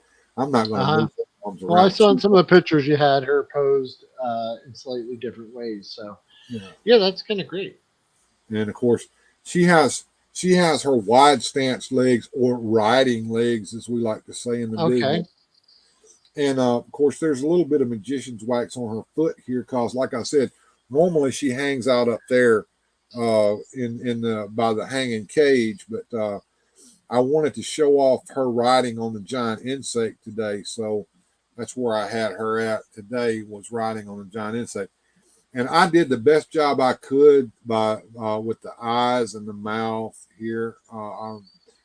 Man, I'll tell you, before my eyes went, I was all right with painting those things. But since, man, oh my god! Yeah, I'm with you. I'm with you on that. Painting eyes. I painted something. I forget. I painted something, and I thought it looked great, and I even took my time. And then I took some photos of it to post in a Facebook group. And when I looked at the photo, I could see how horrible a job I did. Well, see, that's the thing. Yeah, but if you take a 600 to a 3000 DPI photograph, yeah, and you blow the damn thing all the way up, yeah, you can see the imperfections of it. However, if you take anything that's been painted by hand and blow it up like that, you can see that there's no perfectly straight lines in it as well. So yeah, I guess so. But you probably did a very good job of that. And of course, we're always our own world's worst critics. Yeah, that picture never saw the light of day. You know, I just. But anyway, put it away. We've already looked at Dracula and Dr. Jekyll's box. I'll show it off one more time. The artwork on this, some of it would have been actually used on the actual set. That wouldn't have, but it's reminiscent of it. These pictures here would have been used on the actual box. Those are from the day. But that's the box for the Monarch models Dracula Jekyll Hyde set. Yeah, I had no, or I didn't know Monarch went out of business. Yeah, and like I said, that set was only available for like a very short period of time, and there were only 1,000 of them made. Of course, Here is the Mobius model reproduction giant insect box. I love it. Like I said, I have some eyes colored like this that I could put on the giant insect if I wanted to. And of They put course, out a line of just giant insects that figures could ride. just I'd this buy it all. one. Yeah, if they put out a line of them, yeah, that would be great, wouldn't it? But and of course, on the side of the box, they advertise the other sets. And here's that's the box. Here we have on the side of the box we have a picture of the giant insect, and there's Dr. Deadly with the big zap generator, and it looks like he's inside the dungeon set that was never released back then. And of course, like I said, I have several giant insect kits. I think this one here is unopened. I haven't even opened Oh, this one. nice. And this one here, if you look at the top of the box, let me pull that around and you can see that it tells you that it is the pre-painted store display model. Ah, very cool. And you said you picked them up for a pretty good price, right? When they were still I picked up a retail price online. Yeah, that's cool. Here's the pain parlor.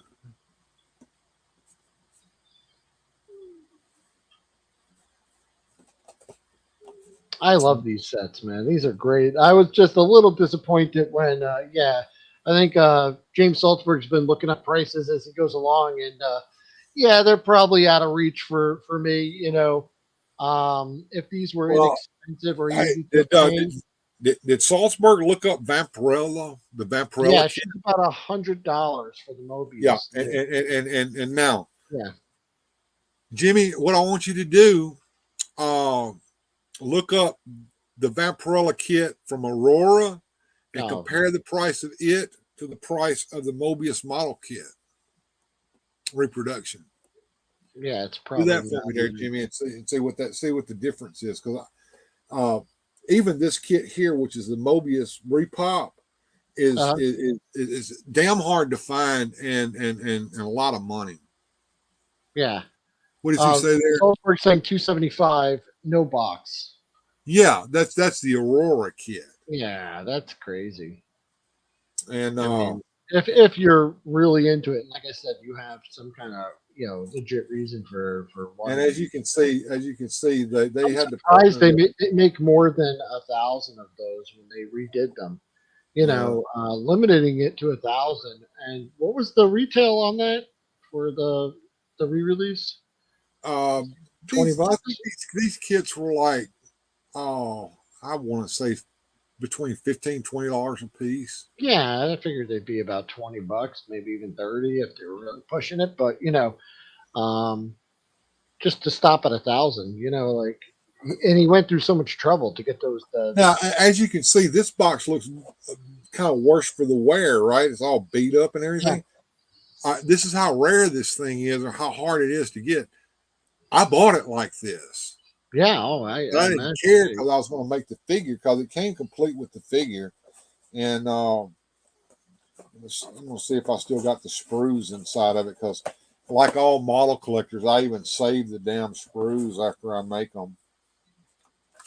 Yeah, here's her standing legs inside this plastic bag here, cool. And she's got another set of arms as well in there. Yeah, I'm just surprised that he didn't go more into it, or was there not a demand for it back then? Because I feel like if you had these readily available, they would sell.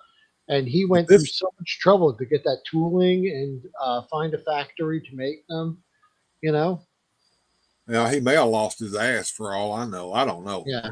His blog is still up on blogspot.com. You can look up the Monster Scenes official blog. I think he stopped blogging around 2016 on that thing. Each one of the figures comes with a base that you can attach the figure to. Vampy has a hole, a peg on her foot that goes in this hole right here. I don't know if you can see that little hole there. Yeah. Of course, you can see the scuffed paint where I use magician's wax on it. Inside Vampy's box are a couple of cool things to look at. there is an ad that Dynamite Entertainment put in there for the Vampirella comic book that they were doing at the time. Yeah, the artwork in those are just fantastic. I got a And whole when Mobius re-released these kits, they also did the artwork that was done in the original kits as well for the instructions on how to put it together. So, excellent. And those are the ones you said. Who was it that illustrated these? It was Neil Adams. Neil Adams. Yeah.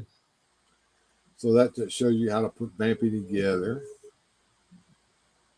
And I'll read this out because it's kind of cool. The bat says, "Hee hee, folks. Here's how you can build your own Vampirella. First, snap the leg halves together. That's right, folks. 2 pair of legs. You know the old saying about vampires being so changeable. Now, humans, you notice 4 slender, beauticious Vampirella arms. Well, choose 2 and come over here with me. Place your choice of arms and a set of legs onto Vampy's back half body, and then snap the front half onto the back, and there you have it. Vampirella. Only one thing bothers me, though. Now that she's finished, what am I hanging around for?"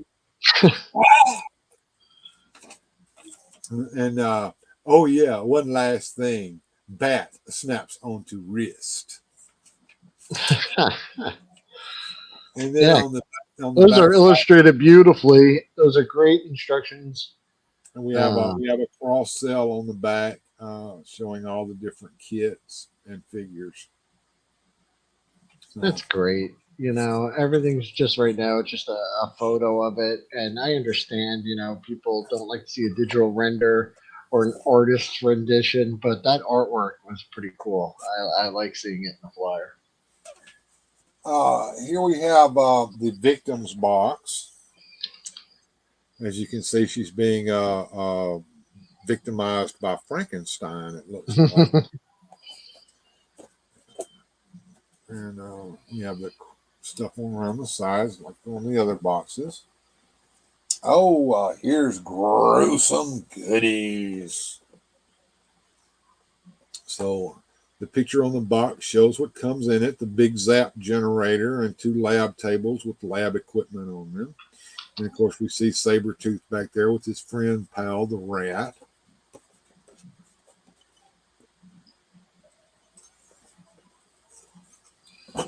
Oh, and I have several victim model kits, as you can see up there. I have one hanging in the cage that's a different color from the other one. And of course, we also have the pre-painted store display model. And were those the same price, or were they more? The pre-painted store display models are considerably more than the actual model kits because they're very hard to find and very collectible. Everything's Plastic Toy Review says off to work, late to the party. What did I miss? Oh, you might want to go back and rewatch the restream on this one. Grindhead Jim, what's all this then? Okay, so everybody's late today. Okay, I get it. Y'all slept in. Jim was at Jim was doing the Monster Mash last night. Monster. You went to a Halloween party. Likely. Yeah, so everybody just woke up about the time I started the show and went in there and just now showing up. Yeah, I was just showing off everything today, guys. We went over quite a bit, so I expect this to be restreamed quite a bit. So go back and watch the restream later, guys. And this is all about nothing but monster scenes. I think the last box I wanted to show off was Dr. Deadly's box here. And I have another bag full of these boxes for these monster scenes that have some more boxes in there, but I couldn't get my hands on it. This one here is the pre-painted store display models box. But I have a little bag here that has all of these, where all these little kits live at. let's see, I got 1, 2, 3, 4 victim model kits in here. Got Vampirella. We got the pain parlor goes in here. We got giant insects out the booty hole in here. And in there. Trying to put some of this stuff back up as I've been showing it so that I don't have such a hard time later when I have to put this stuff back where it goes. So bear with me just slightly there. But I also wanted to show a little video that I actually did on the channel a little while back, and it's all about the monster scenes, and I'll show that in just a second while we catch up with the chat here. Also, Jim had a night out there, I guess. Yeah, I definitely do go back and check that out. Let's see. Salzburg said it was funny and chill. I did sleep in though. Okay. So what did Largo say up here? I had an in-law infestation to deal with. Oh, that's always horrible. It says I just listed something like 40 Lucha Libre figures on Resurrection Toys. So I've been working. Okay. He's been working. But keep going down. All right. So let's see. It's funny. It's slept in. All right. Salzburg here. Good, nice to compress. I've been lying down with the cat now. I think alcohol must have been involved with some of this. What about the Majestic Tiger Lucha Libre? No comment to be seen yet here. Let's see. We did get the no, Largo, no. El Tagre. Oh, I'm looking at them now. Rolo says, yes. I only had 4 beers. They all say that. I only had a couple of beers. And they're being led off to the jail cell for drinking and driving. All right. So I'm going to show this little video real quick. It's about 10 minutes long. You mind me showing that, Will? No, go right ahead. All right, let me go over here because I'm gonna let StreamYard do all the heavy lifting for me so y'all can see this in all its glory. And of course, if you want to watch this little video again, I did upload it here a while back. I can't remember how long ago it was. A few months ago is when I put this up. So here we go. 1, 2, 3.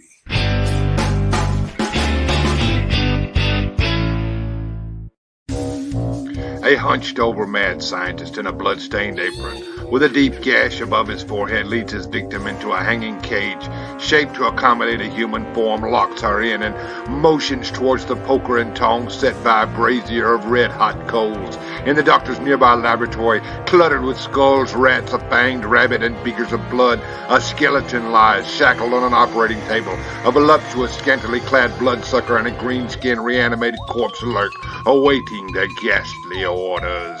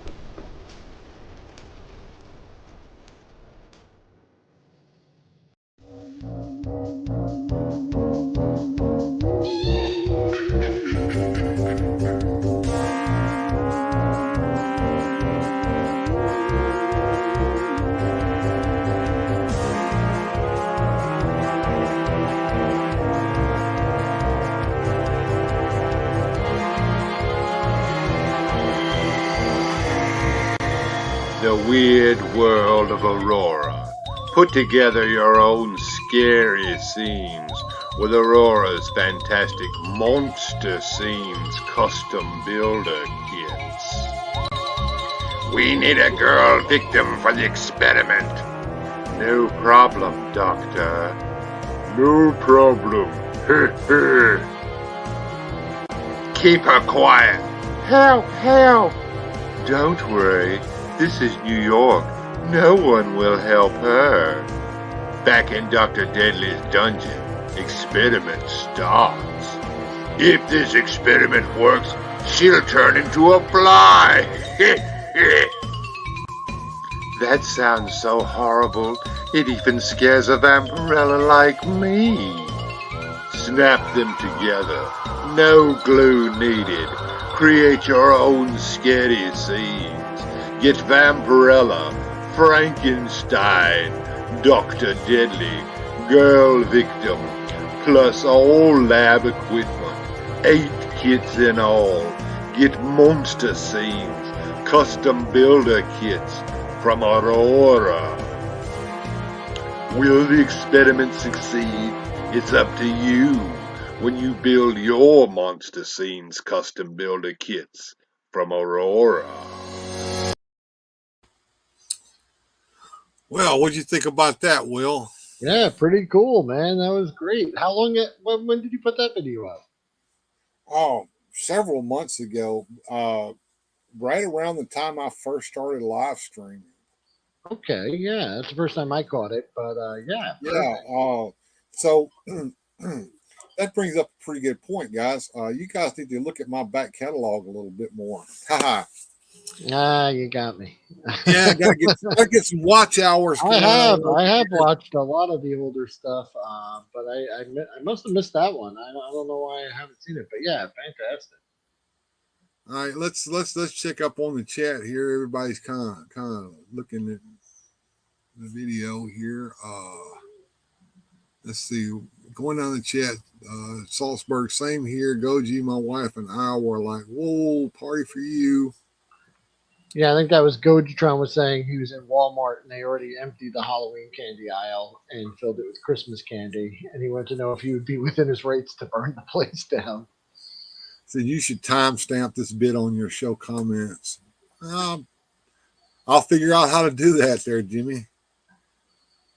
Great video. Thanks, Gojitron. Like I said, that video in its entirety is already posted on the channel. I just downloaded it and throwed it up on here so that you guys could watch it during the live stream.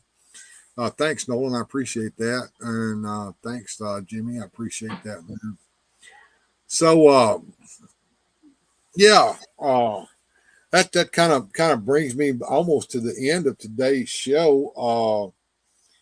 While in the process of going through everything, I found something that perhaps you guys could help me figure out what it is and where it came from. So, when I was looking through all the boxes and bits, I found this in the bottom of one of my boxes. And I don't know what this is from. And it says made in China, Kenner. So this is a Kenner product. It's this motorcycle right here. Have you guys ever seen this motorcycle? Do you have any idea where it might have come I'm going to call it right now. Gojitron probably knows. Let me know in the chat, because I'm Can you hold it up there? And on the bottom it just says China. It says Kenner, and it says made in China in 1994 or 84. I can't see I think it's 94. Look at it closely. I'd say it's probably 94. Yeah, I don't think it's 84. Yeah. Trademark, copyright 1994, advanced, made in China, Kenner, and that's all it's got on it. It's got rolly wheels on it. It's got the windscreen. Cool. It's got what looks like a couple of guns here on the front. Yeah. So it looks like it'd be more like for a 5 or 6 inch figure. Yeah. I don't know what line this came from. It's got some handlebars on the front. The front forks don't move on it. But I don't know where this came from. I think I must have bought it with a lot from Evil Bay. You know, you get a lot of crap. I'm looking at the chat here. Largo says he digs the ooky spooky stuff. Salzburg says, since it's already a standalone video, just link it in the comment. I'll do that.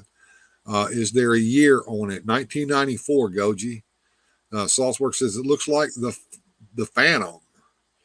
Nolan says, that's so cool. Biker mice from Mars, probably. I don't think so.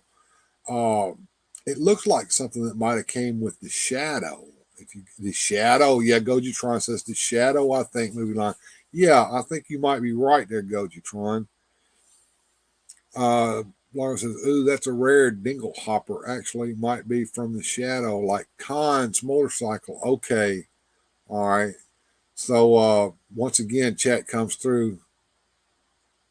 Got to go, Gent C. All right, Bjorn's out. Yeah, Shadow. Bill, that is the Shadow. Yep, I just Googled it here. Right, that is so that's the Shadow. Shadow figure motorcycle. Yeah, there's a sidecar that goes to it as well. Okay, well, I don't have the sidecar, but like I said, you just never know what I'm going to find when I go digging. Yeah, take care, Bjorn. Glad to have you in. Have a great day, man. And yeah, I got to get running too. I'm sorry, I got something going on here. Yeah, it's about time for the show to end. Once again, I want to thank Jim Largo for sending that super chat. And I want to thank Jimmy Salzberg, who sent me a $2 super chat on the last live stream that I did. I don't know if I acknowledged that or not, but I wanted to make sure to thank everyone who has sent me any kind of donations, and thank all the Patreons. And I appreciate you being here, Will. And I appreciate you guys in the chat. Thank you all so much for being here. I hope you had a wonderful Halloween. And I hope you guys enjoyed today's Halloween special. And I'm going to just say goodbye to everybody. Goodbye, Will. And I'm going to play us out with the same old play out that I always do. So, all right. Thanks, Bill. Thanks for sharing. Everybody, until next time. Have a good one, guys. Remember, together we shall triumph. Special thanks to these supporters on Patreon. Without your help, these adventures would not be possible.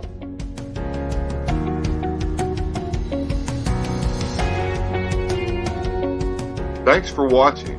If you enjoyed today's adventure, please hit like and subscribe and share the video.